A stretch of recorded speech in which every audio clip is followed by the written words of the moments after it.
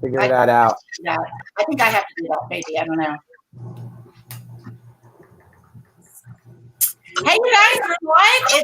It's 6:00, and we are excited to bring you the 411 on the 321. So thanks for joining us. And I just want to say my name is Jamie Porter, and I am super excited to be here. We've got a great show for you tonight. And I want to let everybody know how this kind of works. We're streaming tonight live on Facebook as well as YouTube. If you have questions or comments, feel free to type them in, and I will post them up as our speakers can answer them for you. So just sit back, enjoy the show. We are going to be talking about the real estate market in Brevard County. We're also going to be talking about mortgages and things like that. But the most super fun part I'm super excited about is the new beekeeper guy, which I cannot wait to introduce you guys to him. So without further ado, we're going to go ahead and jump right in. I want to introduce you to my longtime friend, and I mean longtime friend. Long time. Like junior high days, high school days, longtime friend, also a native Brevard County resident as well. He goes by Kraz. Officially, it's Glenn Krasny, but we'll call him Kraz because that's really what everybody knows him as.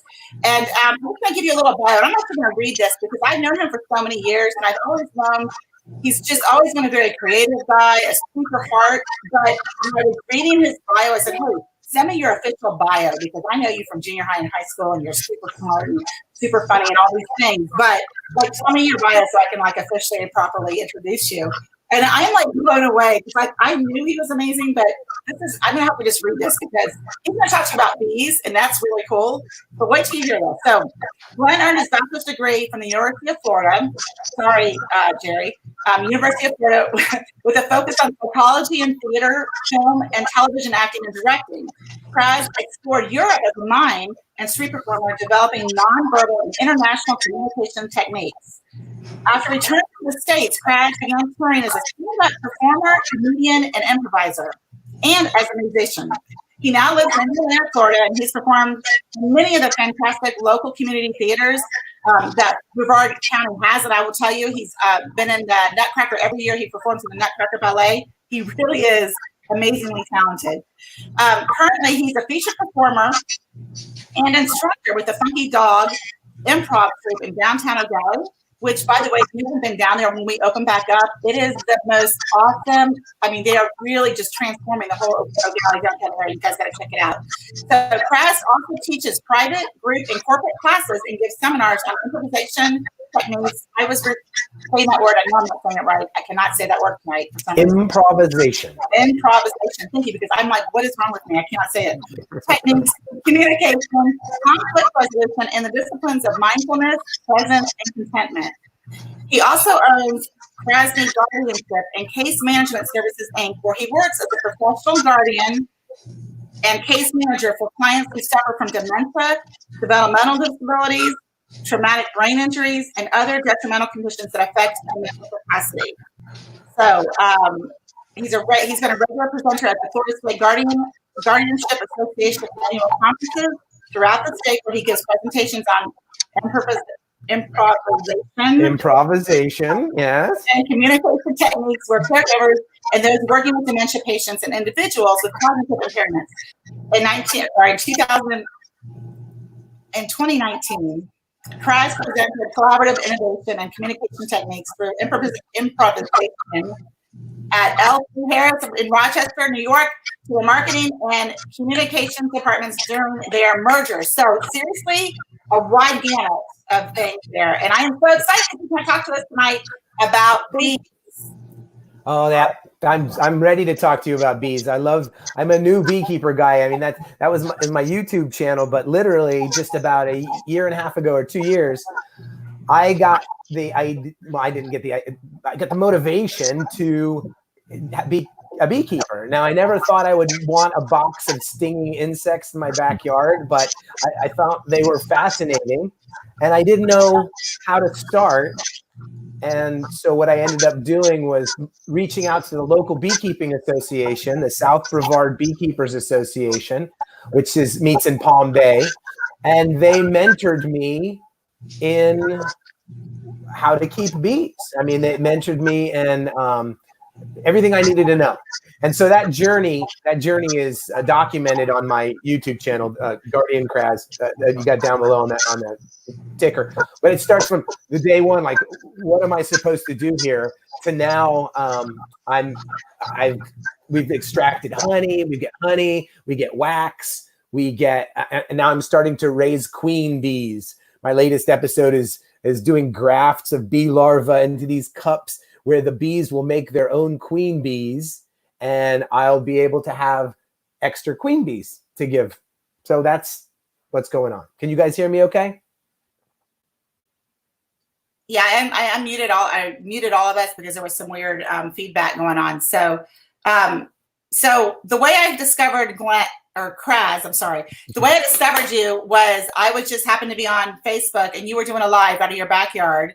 And I'm like, oh, bees, that's so cool. And then you like really, your YouTube channel, when I went there, I was blown away first about the production quality. Like he even wrote his own jingle, like he's super creative. And I want you to write one for us because it's like really great.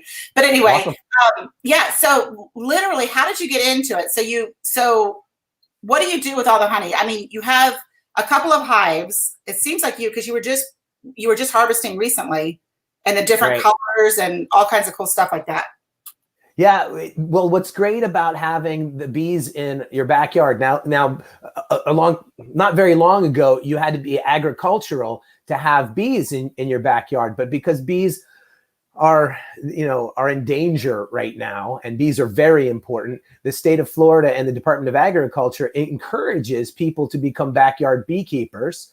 And you have to just get registered through the state of Florida's Department of Agriculture. And if you have under 1/4 of an acre of land, you're allowed to have up to 3 beehives on your property, as long as it's not forbidden in your homeowners association or condo association. If you're in a regular residential neighborhood, you can be a backyard beekeeper, depending on how much land you have. So you just have to get registered with the state of Florida.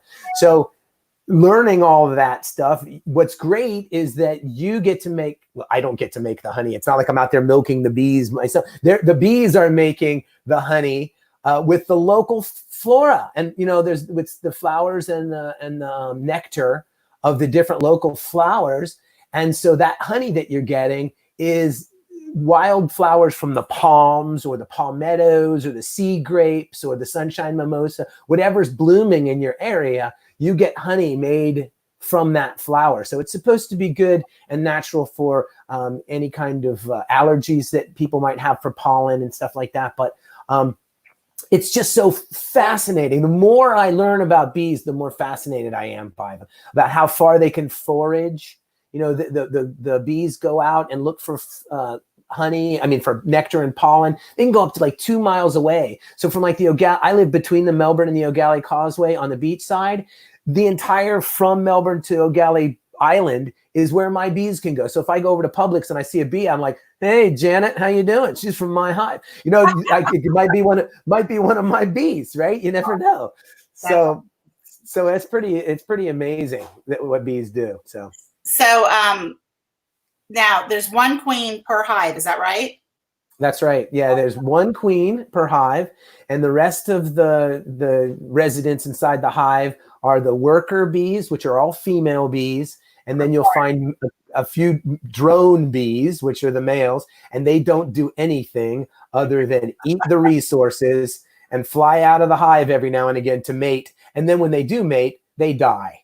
So that's what, that's the only thing the males are good for in the beehive. I'm not going to make any statement about anybody else's houses, but that's the only thing that the male bee is good for. But 1 queen, she once she's hatched out of her cocoon, basically her little bee cocoon, and she goes out and mates. And when she comes back after that mating flight, they don't mate inside the hive, they mate in the air outside, maybe a mile away. She comes back and starts laying eggs. She'll lay up to 2,000 eggs a day for maybe 3 or 4 years. Wow. Yeah. And then the whole beehive decides and determines what, the worker bees decide collectively on what kind of eggs that need to be in the hive, whether it's drone or worker or another queen. They could supersede the queen. The worker bees will draw out in wax the different size comb and then it will tell the queen what kind of egg to lay in the honeycomb. So I mean, the more go ahead. I didn't hear you, man. Oh no, you said that they actually mate in midair in flight. Yes, that's right. At least they're decent enough not to do it on the highway and then impact on my windshield, as we all know what's going on right now. I just had to throw out a little shout out. Love bug humor right now. A little love bug humor. And you know what I found out recently is that love bugs are a nectar eater. And so they compete with the bees for nectar. And so they, if you see a nectar producing flower, you will also see love bugs on there taking the nectar out, as well as some wild bees and other kind of wasps, things that are out there taking the nectar. So I could honestly talk about bees forever. I'm fascinated by them. But do you have any other questions? I'd be happy to answer. Well, let me ask you this: what is the big? I know that they're like endangered, and I know that honestly, like our crops, everything, like we would probably not do very well. I don't think we can. I think I heard we can't even survive without bees. Like cross pollination and the crops and the whole nine. The bees are super, super important. So, what would you say? What is the biggest threat right now to the bees?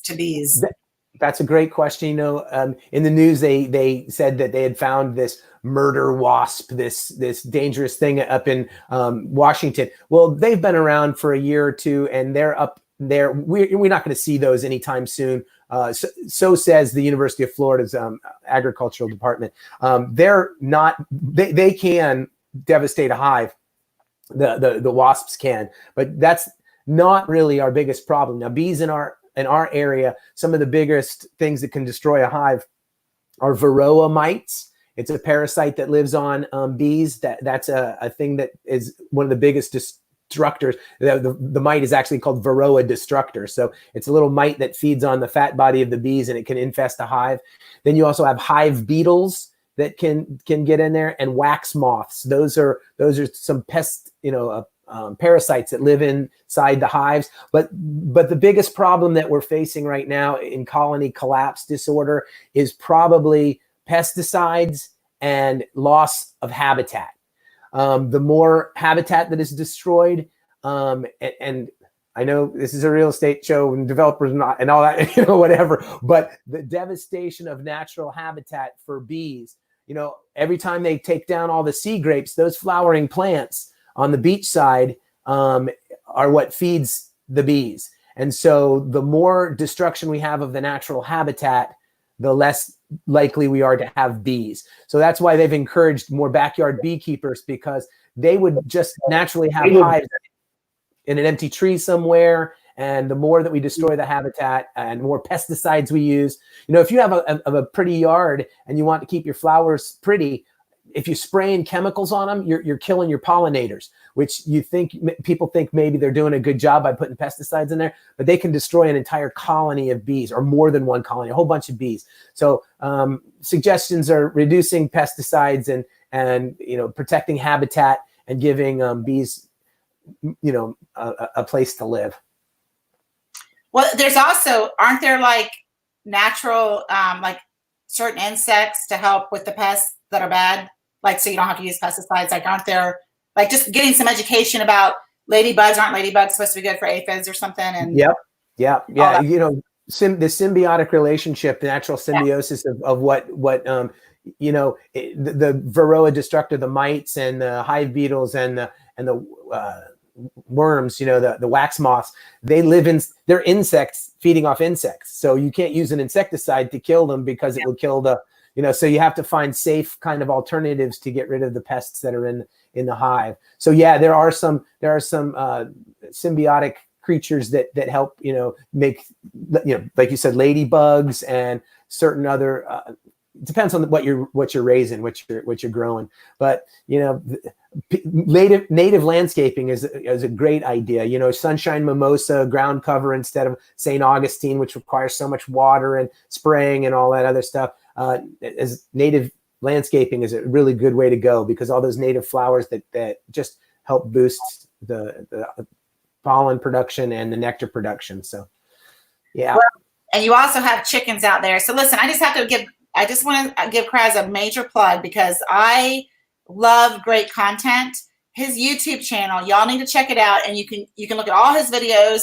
They're all on there, and if you scroll down to the very first episode, you'll be able to watch the whole the whole thing, and you will learn so much. And he's just a regular dude. Well, actually, he's pretty exceptional, but regular guy in Indiana, with a regular house and a regular backyard, and you get to see him like do everything in his regular kitchen and harvest everything. And it's neat because like different hives have different colored honey based, I guess, I don't know where they're getting their stuff from or whatever, but it's really cool. I mean, it's really, really neat. It makes me want to. Now, I noticed on your videos, you like don't wear gloves and they don't seem to bite you.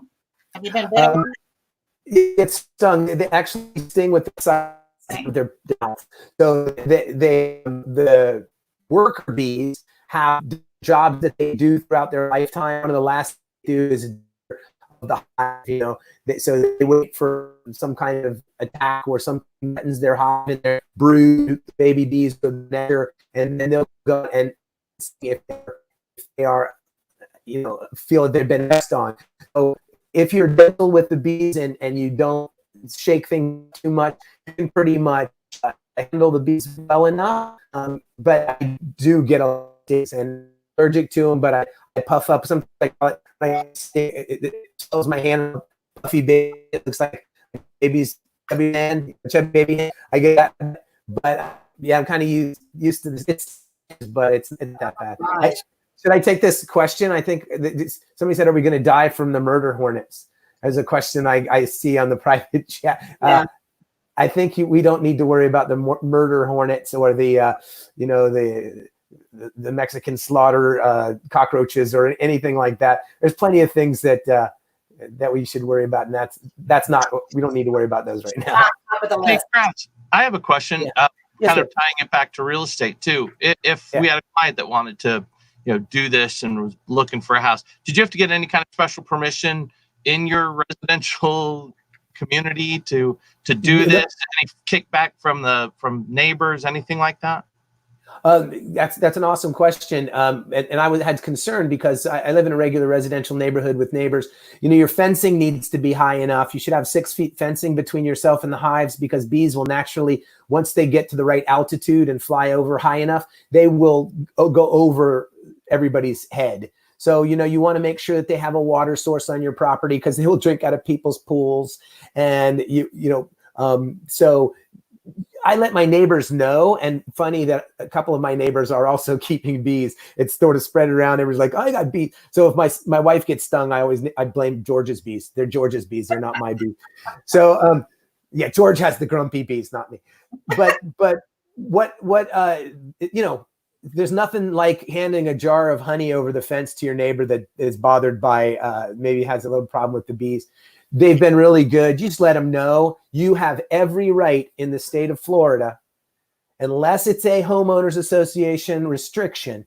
You have every right to be a registered beekeeper as long as you follow the practices, the best practices of beekeeping. You can get certified by the state of Florida, and you are registered and allowed to keep bees. So being nice to your neighbors, listening to them when they have complaints or concerns, bringing them over, suiting them up, letting them see what's going on, and occasionally throwing them a jar of honey is always a great, or some eggs, chicken eggs. Don't throw the eggs. That's not a good idea. But give them some chicken eggs. So, yeah, and that's what I say with neighbors. And just to let you know, if you happen to see a swarm of bees, a ball of bees that ends up in your trees, on your soffit or something, that's a natural thing that bees do when they outgrow a hive, is they swarm. Okay, so they'll end up in a ball somewhere in your neighborhood or a neighbor's neighborhood. If that happens, be sure to call a beekeeper, because they will come and rescue those bees and take them, instead of spraying them with insecticides or poisoning them or killing them. Call a certified beekeeper, a registered beekeeper, to come out, and we'll do our best to get the queen into a box, move the bees into a box, and relocate them to a safe location. So feel free to call the South Brevard beekeepers or myself to come and get the bees if we can. Okay? That's awesome. South Brevard, I didn't even know there was a thing. So I am so excited. Appreciate you so much for coming on here. I know you're a busy man. You've got 2 different classes that you're teaching right now, and you squeeze this in today. You guys have to check out his YouTube channel. It is Guardian Kraz, Kraz, on one YouTube. Word. Down here, all one word. Super fantastic. Definitely subscribe to it, because he posts videos all the time. It's really, really, really good. So thank you. Appreciate you. Thank you, guys. back. Thank you, Kraz. You do other things too. So you got a couple other things we're gonna bring you back over the time. So thanks a lot. Appreciate it. My pleasure to be here. Thank you very much for your time, everybody, and be safe and take care of yourselves. Thanks. All right. Bye. Thanks. Bye. Thank you, Kraz. All right. Bye. So next up, we have the hot sheet. So I'm gonna take this to we do Larry. You on the hot sheet, right? Yep. Good day, mate. So let's see. Last week I donned my father's fighter pilot helmet with full oxygen mask as a shout out to the quarantine that was going on. Well, this week I donned my let's get out there and enjoy Brevard outfit, and we've been doing that. Luckily, we're starting to get back to business, and what a beautiful week it's been to do that. We actually took a drive out through the Merritt Island Wildlife Refuge and did some boating, and the weather's been beautiful, and it's been hot. And speaking of hot, let's go to the hot sheets. So, of course, I need my other utensils to get this done. So it's really actually been good news, because last week I talked a little bit about how we were down from last year at this point. But let's talk about simply last month on the 5th to this month on the 5th. Hot sheets. And here's the great news. So real quick, new listings last month compared to this month is 86 to 108. Significant rise. Price changes. Let's see, closed 72 last month, 96 this month. So we're getting back to business. But here's the exciting part. The closed is, the contingent and the, I had it right up here. The contingent, that's what I needed. Last month, we had 66 contingent properties on the 5th of last month. This month, 108. It's almost a doubling of what we've done just in the last month. So again, I go back to what I said last week. We need houses. If you're thinking about selling, now's the time, because there are buyers and buyers and buyers, and we need the listings. So great news. We're getting back to business, and we're doing it with a bang. We've doubled our contingent over 1 month, and I'm excited. So, all right. Well, on that note, we're going to write it to Eric's mortgage tip of the week. So, Eric, take it away. Yeah, tip of the week. Now, last week we really talked about a topic in depth, and I just kind of want to build off of what you're talking about right there, Jerry, which is we need houses on the market. So let's just talk about the markets in general. On previous episodes, we've talked about all the great desirable aspects of Brevard County. So I won't beat that drum too much here. But if you are waiting for a distressed sale, you're waiting on housing prices in this county that's rich with everything you mentioned there, sunshine, beach lifestyle, quality jobs, and good luck. Those declining sales that you just touched on right there, that's people aren't leaving their houses on the market and selling for a lower price. What they're doing is pulling their houses off the market for a couple of months during the COVID-19 pandemic, and these homes will eventually go back on the market and sell for a similar value to what they have it posted for now. So even if buyer demand falls slightly, a still low supply will likely push home prices higher. Buyers returning to the market aggressively this summer to make up for the spring they lost. This team, myself, we can all speak that and say that there's tons of fully approved shoppers out there right now. There's a lot of competition. Brevard County had a listing shortage pre-COVID and still does. And those numbers, that's great that we're starting to see some more supply. But back to that, buyers, I guess maybe looking for a distressed sale or houses to drop. Don't confuse this. 2008 was a demand issue amongst other variables. Early 2020, there wasn't enough supply, and it's just simple supply and demand.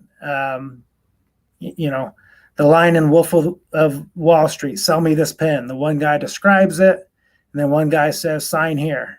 And that's all it is. Recent declines of new and existing homes cannot be contributed towards a lack of demand. It's rather, the population's sheltering in place. Not to mention, Brevard home prices were rising at a steady pace in February. So, we may experience a slight decline in higher priced homes. I don't know. That's something you guys can tell me if you're seeing, but there's just too much demand for me to believe that there will be any significant pricing reduction outside of that. This is temporary. We all agree on this. So if you're able to buy, now is a great time. Many of us think so, especially if the alternative is renting. And I kind of want to open that discussion up a little bit, but and talk a little bit about the qualification and why that's important to get properly approved right now. There's just so much. But so far from what I said there, any feedback, Jerry, Amy? Well, Eric, one of the things I wanted to just really quick say was even last week when I shared, our stats still show our prices haven't, that was the one that was still an increase over last year, even though we were down as far as, and that was simply because of our selling shortage, our pricing was still up. The average sale price was still higher. That was the one that had increased still. Yeah. Yeah. The only thing I was saying decline is just the overall sales a little bit. And that's very, very recent. I threw this graphic up here because you were talking about the inventory, because a lot of people are wondering about the comparison, like to everybody's still like shell shocked about the 2008, and they're all freaked out about the 2008. And you had talked about the inventory. We were talking about the inventories being so low. I put this graphic up here. Can you guys see it? Yeah. Okay, so this shows you the inventory level super high, like super duper duper high, saturated, like in the 2006, 2010. And in today's market, it's super low.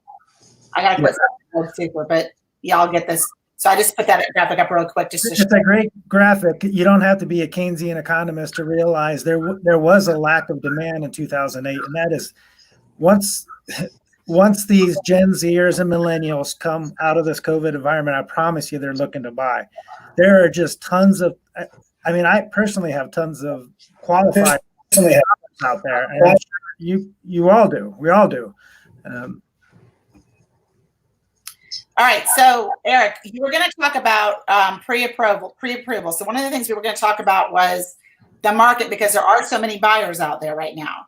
Amy was going to take over and talk about the lack of inventory, and you were going to talk about pre-approval, because being pre-approved for a mortgage in this market, especially because there's so few houses and so many buyers and the demand is high, that you could miss out on your property if you're not already got your financing in place before you start looking. Yeah.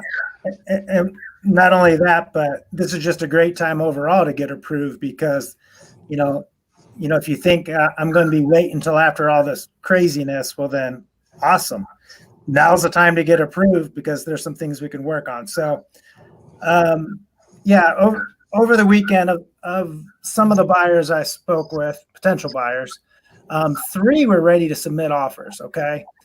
One because her lease was up at the end of May, and the other 2, by the way, were already quote unquote pre-approved. So anyways, with these 3 that are ready to submit offers, okay, mind you, they're just now contacting me for the approval. I'm just going to give you an example here. I found a really low balance collection on one of the individuals' credit report that was bringing their score down, along with a brand new Harley that was so new it's not even reporting on their credit report yet. So that's something that, had they spoke with me just literally a month ago, I'd say, hey, let's wait on the Harley. It literally took them barely out of qualifying at the time. Another thing that I saw with one of the buyers was seasoning funds. There was a $25K inheritance that they actually got, but they took it out literally because of COVID. Yes, wanted the cash in case something happened to the banks, which there are tons of Floridians, by the way, that still don't trust banks. So that's something that I says, okay, let's season these funds, and we can discuss that in detail. But and another couple, they were both self-employed massage therapists, and both out of work at the time. And so there's some things that there's conversations I needed to have with all of them. It could be anything. Sometimes I'm giving you a tip on your credit. Sometimes it's advising you what's going to make the most impact of a potential liability that you can pay off. So you're not paying off the wrong thing and maybe draining your account of money that otherwise you could be used towards down payment, closing costs, where this one over here is the one that's going to make the most sense as far as not only your credit score bump, but just in your maximizing your qualifying range. So, I mean, if you think you're going to be purchasing, the time to talk to your mortgage advisor is now. I mean, if you think you want to wait for your lease to be up 8 months, the time to talk is still now. Yeah, and everybody's situation is unique to them, so they need to have that in-depth conversation. Yes. Yeah. If you think you have poor credit and you're planning on paying some things off, and you don't want to reach out now, that's a mistake. Reach out now. All of us here take our role very seriously. I know I do as a trusted advisor, as far as putting people on the quickest and most efficient path of, ownership. And I know you agents here, you all love taking your time, sending people information on homes that meet their criteria, but understanding that begins with the proper pre-approval process. The importance of that, it's very important to do that up front. All right. We are out of time. We are 2 minutes over, and we apologize for running over time, and we didn't actually get through our entire program. So that's okay. We will bring it to you next week, and we might even do some other little supplemental things in this page. So we are excited for you guys. The market is turning. There's a buzz and electric in the air. And if you have any suggestions of future businesses or people, community outreach in the community that you want us to feature, please let us know. Go ahead and post in our group. We will reach out to them, and we would love to feature them on our show. So thanks for joining us. Does anybody else have anything to want to say? I just wanted to do one quick thing, because as I started looking around for Mother's Day, everybody needs to plan for Mother's Day, because even though we're back to business, the restaurants are at limited capacity. Some aren't even open. Look up Sunshine and Grits Catering. They are doing some Mother's Day brunch delivering, and it's very reasonable, awesome. And I know the chefs, they're amazing. So Sunshine and Grits Catering. So Jerry, post that in the string on Facebook so people can see that. And that's awesome. All right. Have a great week, and we'll see you next week. Thanks for joining us. I also love the nectar.